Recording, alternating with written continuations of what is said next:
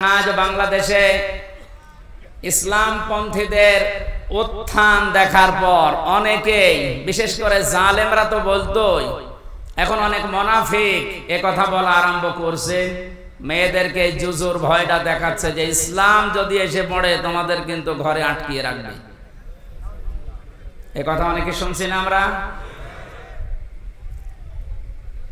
খুশির সংবাদ দিচ্ছি, বাংলাদেশ জামাত ইসলামীর শ্রদ্ধাভাজন আমির জামাত অনেক ঘোষণা দিয়েছেন, ইসলাম যদি দেশে আসে, আল্লাহ যদি খেদমতের সুযোগ করে দেয়, আমরা গ্যারান্টি দিতে পারি আজ যারা জুজুর ভয় দেখিয়ে মেয়েদেরকে উল্টা পাল্টা বোঝান, এই মেয়েরা তখন সবচাইতে বেশি খুশি হবে এবং কিয়ামত পর্যন্ত যত মহিলা এই বাংলাদেশে আসবে তারা মনে করবে আমরা মায়ের কোলের উপরে আছি। সেরকম গ্যারান্টি ইসলাম দিতে পারে না পারে না? এর ছিল ইসলাম, এখনো ইসলামী আছে, কিয়ামত পর্যন্ত ও ইসলামী থাকবে। যেন আমরা যেন আবার ইসলামের ভেতরে ওলট পালট কিছু না ঢোকাই। কারণ বাংলাদেশ, ভারত, পাকিস্তান এই সমস্ত দেশে আসল ইসলামের চাইতে বানানো ইসলাম বেশি চলে। কথা বলেন না কেন? ওই সমস্ত ইসলাম বাদ দিয়ে আমরা যেটা আসল ইসলাম, ইন্না দীনা ইনদাল্লাহিল ইসলাম, আল্লাহর কাছে যেটা মনোনীত, ওইটা আমরা কায়েম করে প্রতিষ্ঠার মাধ্যমে যে বিজয় পেয়েছি এটা সর্বোচ্চ চূড়ায় পৌঁছিয়ে দিতে চাই। আল্লাহর সাহায্য এসেছে, কিন্তু এখনো পর্যন্ত কাঙ্ক্ষিত বিজয় আমরা পাইনি। কথা বুঝতেছে? কাঙ্ক্ষিত বিজয় তখন হবে যখন আল্লাহর বিধান দিয়ে এই জমিনটা চলবে। এখনো পর্যন্ত একটা বিধান কায়েম হয়নি, আস্তে আস্তে হবে। আশা করছি ইসলামের হাতে আসবে এই দেশ। যে জালেমগুলো বিদায় নেওয়ার কারণে যে আফসোস করে, তার তো আফসোস করার কথা না। কোরআনে কারীম জানিয়েছে, ওয়ালা ইয়াহসাবান্নাল্লাযীনা কাফারু আন্নামা নুমলি লাহুম লিয়াখায়রুল লিআনফুসিহিম। হে নবী, কোরআনে কারীম থেকে আপনি ওই কাফেরদেরকে আপনি জানান। আর অনেক কাফেরেরা এই ধারণা করে যে আমাদেরকে আল্লাহ ক্ষমতার চেয়ারে রেখেছেন ভালোবেসে। না, আমি তাদেরকে এই চেয়ারে বসার পর এই যে জুলুম করার জন্য যে ছাড় দিয়ে দিয়েছি, ওরা ছাড় পেয়ে জুলুম করতে আছে। ইন্নামা নুমলি লাহুম লিয়াজদাদু ইসমা। ওদের এই চেয়ার দিয়েছিলাম, টাকা পয়সা দিয়েছিলাম, অর্থ সম্পদ, প্রভাব, প্রতিপত্তি, বিত্ত, বৈভব, এগুলো দিয়েছি এই জন্যে যেন ওদের পাপের মার্জা পুরাপুরি হয়ে যায়। পাপের মার্জা দেখলাম যখন পুরাপুরি হয়ে গেল, 5 মিনিট সময় চেয়েছিল যে একটা বক্তব্য লিখে যায় জাতির জন্য, আল্লাহ সে সময়ও দেয়নি। কারণ ইসমা, পাপ পরিপূর্ণ হয়ে গেছে। আপনি লিখবেন কি? ওয়ালাহুম আযাবুম মুহিন, তাদের জন্য অপমানজনক শাস্তি আমি আল্লাহ রেডি করে রেখেছি। সুতরাং ক্ষমতা পেয়ে যারা, চেয়ার পেয়ে, টাকা পয়সা পেয়ে যারা মনে করেছেন আল্লাহ আমাদেরকে ভালোবেসে দিয়েছে, ভালোবেসে দেয়নি। আপনার পাপ যেন পরিপূর্ণরূপে পূর্ণ হয়ে যায়, এই জন্য আল্লাহ এই সুযোগটা দিয়েছিলেন। আর আপনি সুযোগকে একেবারে 100 ভাগ কাজে লাগিয়েছেন। এমন কোন হীন অপরাধ নেই যাই 15 বছরে হয়নি। আমার আগে যে মেহমান বলছিলেন না, কেউ রেহাই পায়নি, আসলেও তাই। যারা জালেমদের দরে ছিল তারা কি রেহাই পেয়েছে? তাদেরও তো ক্ষতি হয়ে গেল, কারণ জালেমদের দুনিয়াও শেষ, আখিরাতও শেষ। আমাদের নাই দুনিয়া আপনি ধ্বংস করার চেষ্টায় ছিলেন, কিন্তু আপনি নিজেদেরকে কি করলেন বলেন? সারা পৃথিবীর মানুষের কাছে এখন একটাই ঘৃণিত নাম, এই জালেমের। এত নিকৃষ্ট কাজ মানুষ করতে পারে, আয়না ঘরের নাম নিয়ে আমি নিজে না থাকলে বুঝতাম না। উপদেষ্টা আসিফ মাহমুদ কয়েকদিন আগে ঘোষণা দিয়েছে, আয়না ঘর বাংলাদেশে যত জায়গায় আছে একটাও যেন ভেঙে ফেলা না হয়।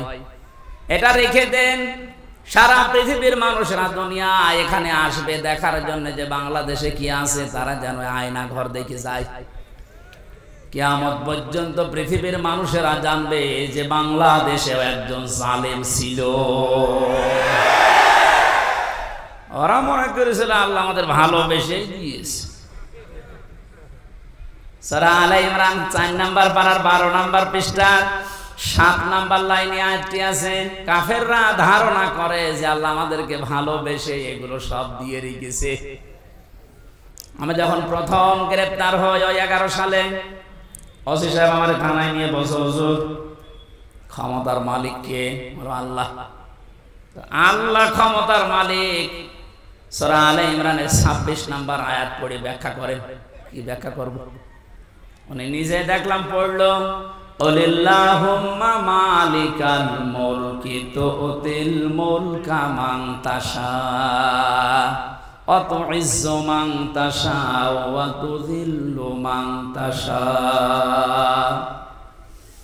আল্লাহ পাক বলেন, নবী আপনি বলেন ক্ষমতার মালিক আমি আল্লাহ, যাকে ইচ্ছা দেই, যাকে ইচ্ছা ওখান থেকে নামিয়ে দেই। তো এখন যিনি আছেন তাকে তো আল্লাহ ভালোবেসেই দিয়েছে। আপনারা লাফালাফি করেন কেন? কথা তো ঠিকই, আল্লাহ তো দিয়েছে তারে, কারণ উনি যারে ইচ্ছা তারে দেয়, যারে ইচ্ছা নামিয়ে দেয়। এই ছেলে কথা বলো, কি কি কারণে? আর এখানে দাঁড়িয়ে কি দেখেন কি আপনি? আর এখানে বসেন না, বাড়ি চলে যান। পেছনে চেল্লাচ্ছে মুরব্বি, দেখছেন না? এই সামনে আবার পাইবার বলা লাগবে আপনার, আবার ওইদিকে যাচ্ছেন। এই কোন দিকে তাকাও তুমি নিজে? সরো সরো, এখান থেকে সরো সরো সরো, তাড়াতাড়ি সরো। মাইকলা থাকলে যেন বসে থাকে।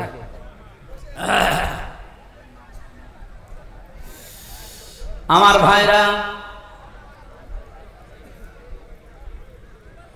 এই জন্য কোরআনে কারীম যারা আমরা শুনতে আজ এসেছি ইবাদত মনে করি, যেভাবে ইবাদত করা লাগে আমি আবার বলছি, আল্লাহ যেন ওইভাবে আজকের 1-1.5 ঘন্টা ইবাদত হিসাবে তিনি লিখে দেন। বলেন আমিন। আজকের তেলাওয়াত কিন্তু আয়াত সূরা শূরা। শূরা শব্দের শাব্দিক অর্থ হচ্ছে সংসদ। শূরা মানে কি? এটা তো আমি বানালাম নাকি? এই শব্দ শুনলে অনেকের আবার অ্যালার্জি হয়তো, যাদের অ্যালার্জি হয়তো তার এখন নেই। কথা বলেন না কেন? আমার তো মনে হয় কোরআনে কারীমের কথাগুলো বাংলার বিভিন্ন প্রান্তে বলতে গিয়ে যারা আলেমদের এই মাইক কেড়ে নিয়েছে ওদের নামের তালিকা করে এখন মোড়ে মোড়ে টাঙিয়ে দেওয়া দরকার। জালেমগুলো যেন কিয়ামতের আগে আর নিজের পরিচয় দিয়ে এলাকায় ঢুকতে না পারে। এখনো যদি কেউ বুঝে না বোঝার ভান করে কোন মুনাফিক আবার যদি এই কাজ শুরু করেন, আপনাকে আল্লাহ অপমান আরো বেশি করবে। কারণ আমির হামজা কথা বলছে ওর বাবার কথা সব নাকি বলেন? এই জন্য আমরা সতর্ককারী হিসাবে এসেছি। আল্লাহ আমাদেরকে নবীদের ওয়ারিস বানিয়েছেন। বিশ্ব নবী সহ যত নবী দুনিয়ায় ছিল সব নবী ছিল সতর্ককারী। আজকের আলোচনার বিষয় হচ্ছে সতর্ক। কি বললাম? আমাদের সতর্ক হওয়া লাগবে। আর এই জন্য এলাকার মানুষ মিলে এই আয়োজন দিয়েছে যেন আমরা সতর্ক হতে পারি। সূরা মানে সংসদ। 53টা আয়াত দিয়েছেন আল্লাহ, 5টা রুকু আছে। একটা মাত্র আয়াত পড়েছি, 5টা ভাগ করেছেন আল্লাহ এই আয়াতের ভেতরে। আমরা এই 5টা বিষয়ে তাফসীর যেহেতু লিখে দিয়েছেন, ওইভাবে আমরা কথা বলার চেষ্টা চালাবো ইনশাআল্লাহ। এই সমস্যা কি?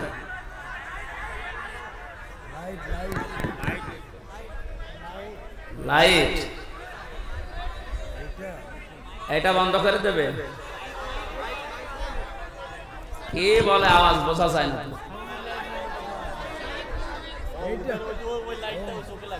ওইটা এগুলোই মাগরিবের পর থেকে চলছিল, এখন দেখেননি? কার মোবাইলের লাইট? হ্যাঁ, মোবাইলের লাইট কার? কয় এখানে লাইট কার? কি একজন বলেন, একজন বলেন কি সমস্যা কি? বন্ধ। সামনের হ্যাসাং লাইট জ্বলে আছে এই কারণে, তো এতক্ষণ ছিল না জ্বলা?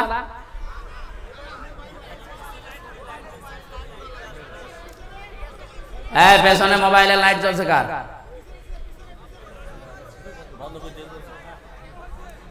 সুবহানাল্লাহ আলহামদুলিল্লাহ লা ইলাহা ইল্লাল্লাহ সুবহানাল্লাহ। এ ফ্যান ঘরছে, হ্যাঁ, এতো রওশনের সাথে চাইতেও আমার রওশনের সাথে লাগিয়ে দিলে চাইতে বেশি জোরে করবে।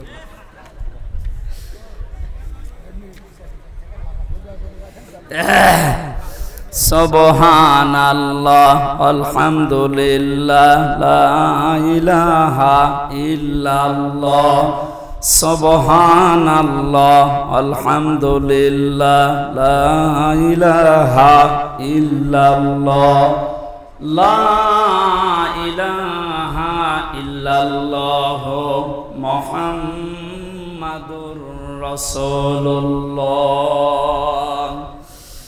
নওগাঁবাসী অ্যাক্টিভ হয়ে শুনবেন, কোরআনে কারীম আল্লাহ এমন ভাবে সাজিয়েছেন, এটা হেদায়েত দেওয়ার একচ্ছত্র মালিক আল্লাহর হাতেও দিয়ে দিয়েছেন। এজন্য যত বেশি আপনি মন লাগাবেন, কান লাগাবেন, আল্লাহ তত তাড়াতাড়ি আপনাকে পথ দেখিয়ে দেবে। বিশ্বাস করতে পারেন 100 ভাগ কোরআনের কোন সতর্কবাণী শোনার পরে যদি কারো মনের পরিবর্তন না হয়, সে যেন বিশ্বাস করে নেয় যে তার কপালে আর হেদায়েত নেই। কথা বুঝতেছে?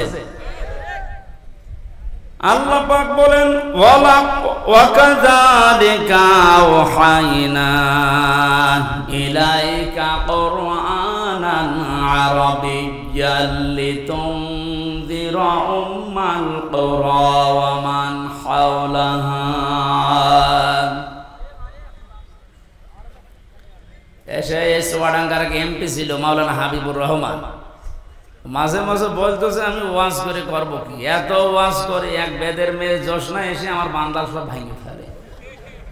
আমি একটু আটসাট করে গুছিয়ে নেব, ও এক কথা বলি আমার লাইন কেটে দিচ্ছে। এটা চোখ থাকা যাচ্ছে না ঘন্টা খানি।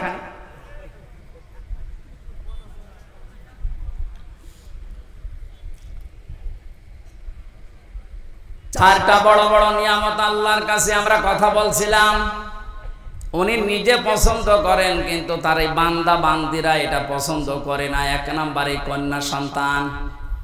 সুতরাং মেয়েদেরকে যে যুজুর ভয় দেখানো হচ্ছে, বিশ্বনবী ওই ভয়টা 1500 বছর আগেই কাটিয়ে গিয়েছেন। কথা বলেন না কেন?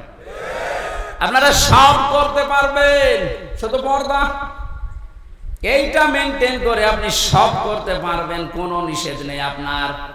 সুতরাং ডান বলেন, বাম বলেন, নাস্তিক বলেন আর যাই বলেন, যারা উল্টা পাল্টা ভয় দেখাচ্ছে এগুলো তাদের নিজেদের স্বার্থে।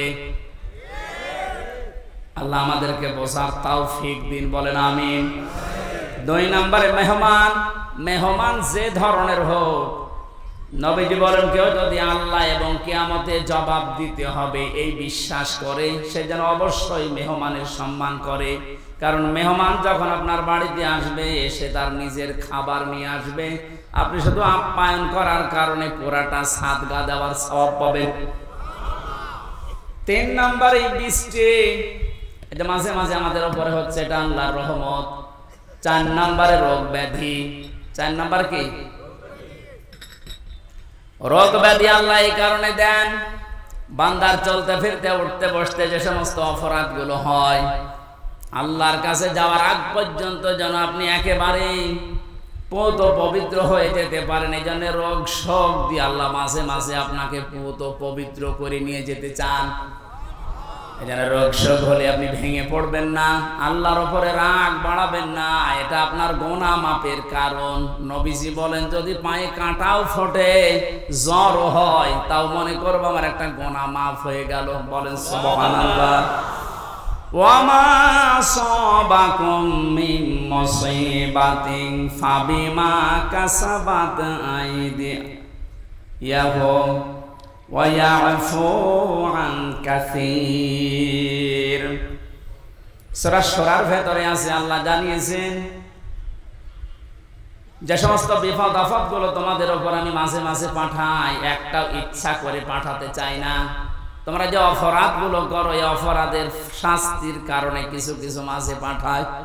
সব অপরাধের শাস্তি যদি দুনিয়ায় দিয়ে দিতাম, শ্বাস করার সময় পেতে না। এই জন্য রোগশোক হলে ভেঙে পড়বেন না। কিছু মানুষের অভিযোগ হয়ে যায় আল্লাহর উপরে, আল্লাহ তুমি আমার এই শুধু দেখো, পাশের বাড়িতে কেউ দেখে না। আরে ভাই, আপনার রোগ দিয়েছে যে কোনো একটা অপরাধ মুক্ত করার জন্য, যে কোনো একটা গুনাহ মাফ করার জন্য, নয়তো কঠিন ময়দানে গিয়ে আপনি ধরা খান। এটা আল্লাহ চাই না, এই জন্য এই রোগটা দিয়েছে। সহ্য করে গেলে, ধৈর্য ধারণ করলে 2টা সওয়াব পাওয়া যাবে। জোরে বলুন সুবহানাল্লাহ। আমরা যে আয়াত পড়েছি ভাই, ব্যাখ্যায় যাচ্ছি সরাসরি। ওয়াকাযালিকা আওহাইনা ইলাইকা, এইভাবে করে আমি আপনার প্রতি ওহী নাযিল করেছি। এইভাবে, কোন ভাবে?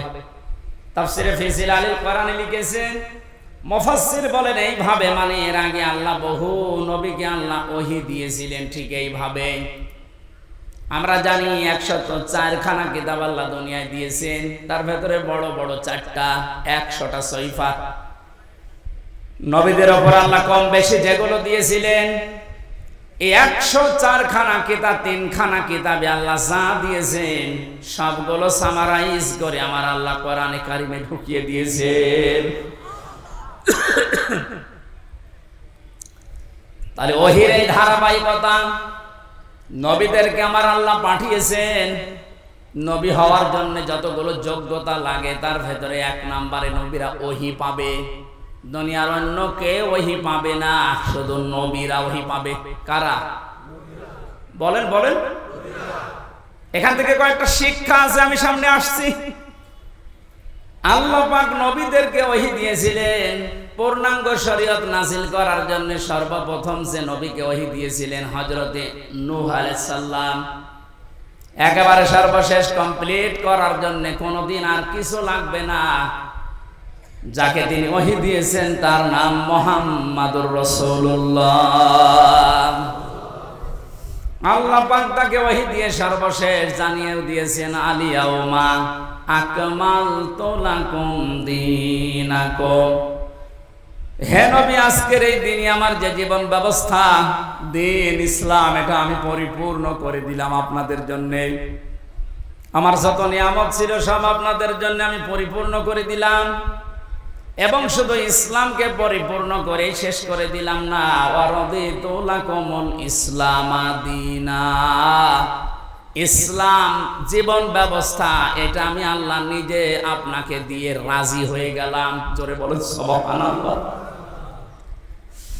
এখানে যারা আছি আমরা অধিকাংশ যেহেতু মুসলিম, সুসংবাদ গ্রহণ করেন। আল্লাহ শুধু ইসলাম দিয়ে শেষ করে দেয়নি।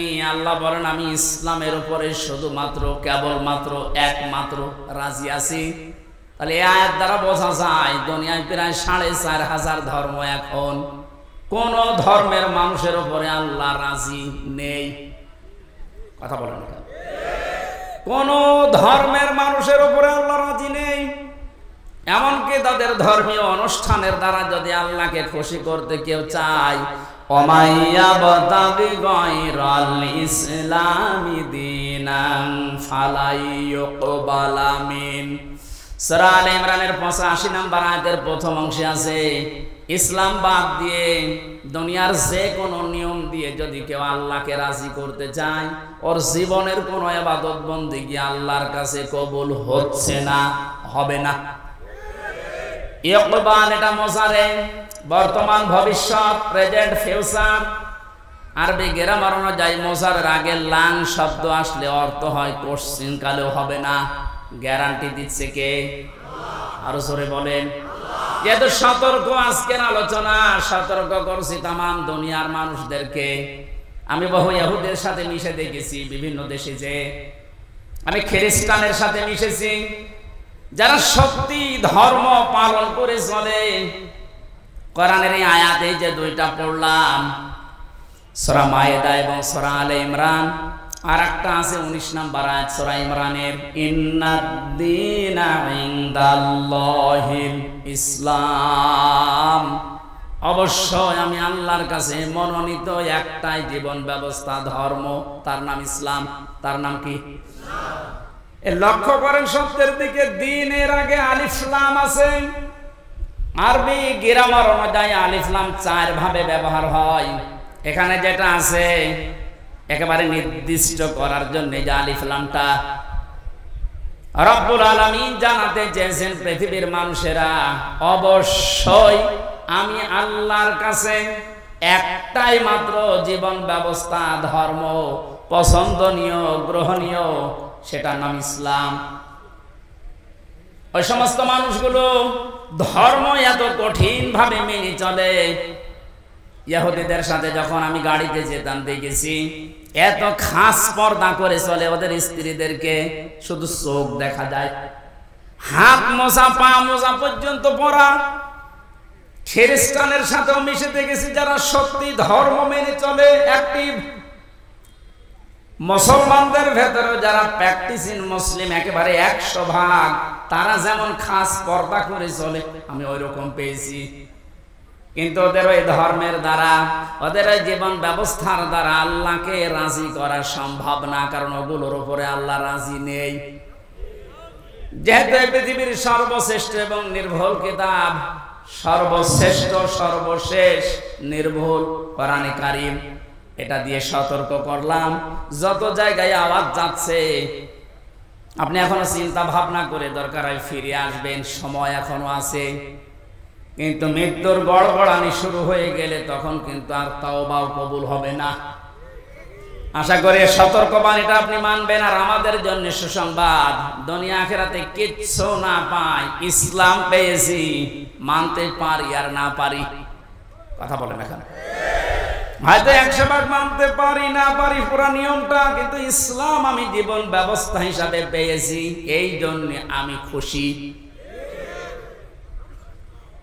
আন আব্বাস রাদিয়াল্লাহু তাআলা আনহু قال একটু এদিকে তাকান, মান যাকা তামাল ঈমান মান রাদিয়া বিল্লাহি রাব্বা ওয়া বিইসলামি দীনা ওয়া বিমুহাম্মাদির রাসূলিল্লাহ সাল্লাল্লাহু আলাইহি সাল্লাম নাবিয়্যা ওয়া রাসূলা। রাওয়াহু মুসলিম। পৃথিবীর প্রতিটি জিনিসের আলাদা আলাদা স্বাদ আছে। ঈমান যদি কেউ আনে আর মনে করে আমি স্বাদ পেতে চাই, ঈমানেরও স্বাদ পাওয়া যায়। ঈমানের স্বাদ আছে না নেই? ঈমানের স্বাদ যদি না থাকবে, পৃথিবীতে মানুষ ইসলামের জন্য এত কোরবানি দেবে, এত কষ্ট সহ্য করবে কোন কারণে? অবশ্যই ঈমানের স্বাদ আছে। ঈমানের স্বাদ পাওয়ার জন্য এখানে 3টা পয়েন্ট আমরা পেয়েছি। যে ব্যক্তি আল্লাহকে রব পাওয়ার পরে খুশি হয়ে গেছে, মুহাম্মদুর রাসূলুল্লাহকে একমাত্র আদর্শ পাওয়ার পরে খুশি। 3 নম্বরে দিন বা জীবন ব্যবস্থা হিসাবে ইসলামকে পেয়ে যারা খুশি, এই মানুষগুলো ঈমানের স্বাদ পেয়েছে। ঈমানের স্বাদ পাবে তা না, মান যাকা এটা মাজি অতীতের শব্দ, পাস্ট। আল্লাহ জানাতে চেয়েছেন নবীজির মাধ্যমে যে ওই মানুষগুলো ঈমানের স্বাদ পেয়েই গেছে। আপনি এখন মিষ্টি খেলে স্বাদ পান, তেঁতুল খেলে আরেকটা স্বাদ পান। পৃথিবীতে সর্বশ্রেষ্ঠ দামি জিনিস আমাদের কাছে ঈমান, এর স্বাদ পাওয়া যাবে না? এ স্বাদ যদি সত্যি সত্যি কেউ পেতে চায়, ইসলাম বাদ দিয়ে পৃথিবীর কোন ধর্ম সঠিক এ কথা বলাও তার জন্য জায়েজ নেই। যদি আজ অনেকে উদারতার পরিচয় দিতে গিয়ে বলছে না পৃথিবীর সব ধর্ম সঠিক, ইসলাম একটু বেশি সঠিক, এ কথা বললে আপনার ঈমান নষ্ট হয়ে যাবে। কারণ দিনের আগে আল্লাহ আলিফ লাম খেলা করার জন্য দেয়নি। আমার কথা বুঝতেছে? আমি সেদিন মান্দা কোন জায়গায় এসে বলেছিলাম যে ওযু করলে মানুষের ওযু ভেঙে যায় 7টা কারণে, নামাজে দাঁড়ালে নামাজও ভেঙে যায় 19টা কারণে, হজ করতে গিয়েছে যারা হজও ভেঙে যায়, রোজা রেখেছে যারা রোজাও ভেঙে যায় 2টা কারণে। এরকম প্রত্যেকটি ইবাদতের নষ্ট হওয়ার পেছনে কিছু না কিছু কারণ আছে। কথা বলেন না? সবচাইতে দামি যেটা তার নাম ঈমান। এটা না হলে আপনি জান্নাতের দরজার কাছে যেতে পারবেন না। এই ঈমানও মানুষের ভেঙে যায়, নষ্ট হয়ে যায়। 10টা কারণ পেয়েছে কোরআন হাদিসে, এই 10টা কারণে মানুষের ঈমান ভেঙে যায়, নষ্ট হয়ে যায়। তার ভেতরে 9 নাম্বার কারণ এইটা যে মানুষ পৃথিবীর সব ধর্মকে সঠিক মনে করে তার ঈমান নষ্ট হয়ে যায়।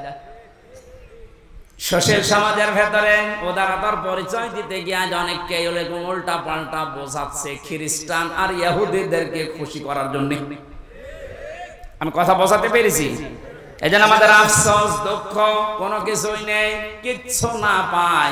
জীবন ব্যবস্থা হিসাবে আমরা পেয়েছি ইসলাম। কি পেয়েছি? আরো জোরে বলেন। নবীকে আল্লাহ জানিয়েছেন যে এইভাবে যত নবীকে আমি আল্লাহ ওহী দিয়েছিলাম নবী হওয়ার যোগ্যতা অর্জন করার জন্য, তার ধারাবাহিকতায় আপনাকে আমি দিলাম ওহী। কে দিয়েছি আপনার ওহী? কুরআনান আরাবিয়্যা। আপনাকে আমি দিয়েছি আরবি ভাষায় কোরআন। কোরআন কোন ভাষায়? সবাই বলেন।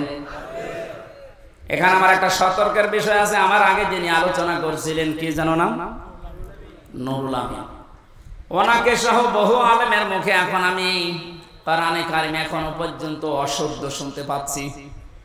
এটা আফসোসের বিষয়। উনি অবশ্যই টাইটেল পাস বা কামিল পাস করেছেন, তো মাওলানা আগে লেখা আছে কোন কারণে? মাওলানা মানুষের তেলাওয়াতের হাল সিরাত যদি এরকম হয়, বাকি যারা বসে আছেন তারা তো আল্লাহর ওলি না। আমি কোনো অপমান করা ছোট করার জন্য বলছেন, আমি শুনছিলাম বসে বসে, সেই জন্য তেলাওয়াত হবে না এভাবে। সর্বোচ্চ 8-10টা কায়দা লাগে গ্রামারে।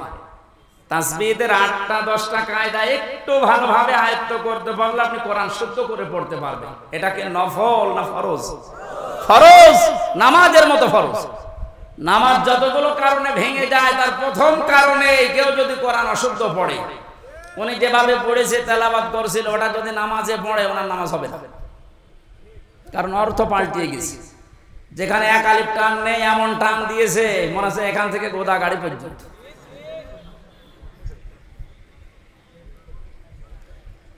এজন্য আশা করছি কোরআনে কারিম এলাকায় যারা পড়ায়, মাদ্রাসা এবং এতিমখানা মসজিদ যেখানে আছে এই সমস্ত জায়গাগুলো আরো ওপেন করে। এখন যেহেতু জালেমের আর কোনো আনাগোনা নেই, হ্যাঁ এরপরেও কিছু জালেম মুনাফিকের সুরত নিয়ে এখনো পর্যন্ত বিভিন্ন দৃষ্টিকে বাধা দিচ্ছে।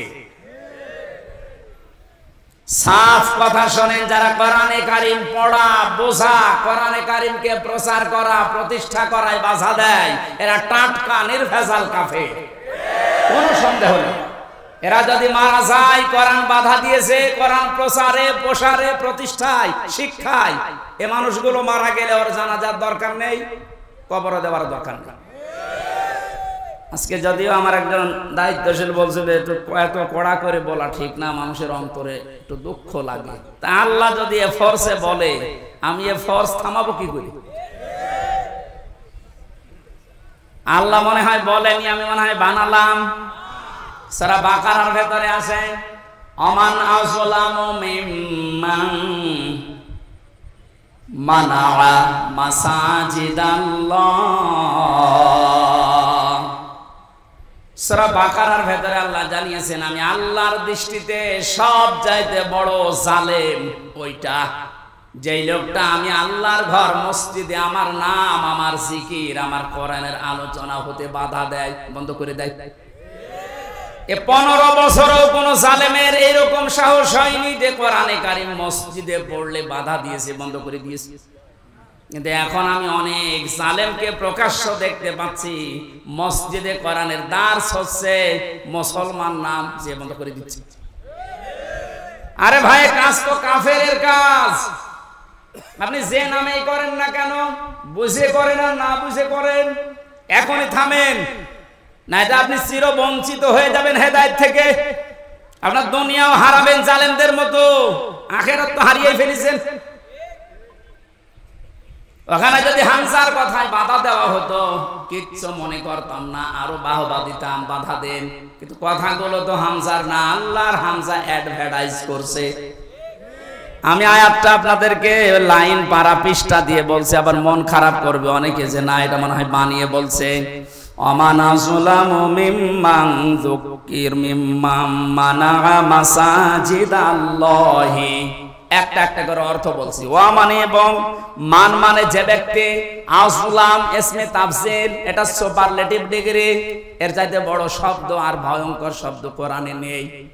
আল্লাহ বলেন সবচাইতে বড় জালেম ওই লোকটা। ইংরেজিতে যেমন গুড, বেস্ট, বেটার বলে, এই যে এটা সেটা, এর চাইতে আর বড় কিছু হয় না আরবি ভাষায়। আল্লাহ এত বড় শব্দ ইউজ করার পরে বলেন আমার দৃষ্টিতে বড় জালেম কে আপনি দেখতে চান? ওই লোকটা মিম্মান মানা, যেই লোকটা বাধা দেয়, নিষেধ করে, প্রতিবন্ধকতা সৃষ্টি করে, মাসাজিদাল্লাহি, আল্লাহর মসজিদে। মসজিদ কার? বলেন বলেন। আল্লাহর মসজিদে বাধা দেয়, প্রতিবন্ধকতা সৃষ্টি করে। কি করতে? আইয়ুযকারা ফিহা ইসমুহু, সেখানে আল্লাহর নাম উচ্চারণ হবে, আল্লাহর জিকির হবে, আল্লাহর কোরআনের কথা হবে। এগুলো যারা বন্ধ করে দেয়, বাধা দেয়, ওয়াসাআ ফি খারাবিহা, এবং এগুলোকে ধ্বংস করার জন্য চেষ্টা চালায়, যেন আল্লাহর কোরআনের কথা এখানে হতে না পারে, কোরআন প্রচার প্রসার প্রতিষ্ঠার কথা, এজন্য বাধা দেয়। এগুলো আল্লাহর দৃষ্টিতে সবচাইতে বড় জালেম। বেশি বলে ফেললাম। এটাকে বাংলাদেশে এখন পাওয়া যাচ্ছে না, আপনি সতর্ক হন। কত বড় শব্দ দিয়েছেন দেখেছেন আল্লাহ আপনার নামে। 15 বছরেও জালেমরা এই সাহস পায়নি অন্তত মসজিদে আল্লাহর কোরআন বন্ধ করে দেওয়া। কিছু জায়গায় পেয়েছিলাম, এখন এইগুলো যারা করছেন আপনি আশা করছি সতর্ক হবেন ভাই, তা আপনার কপাল কিন্তু আগুন লেগে যাবে।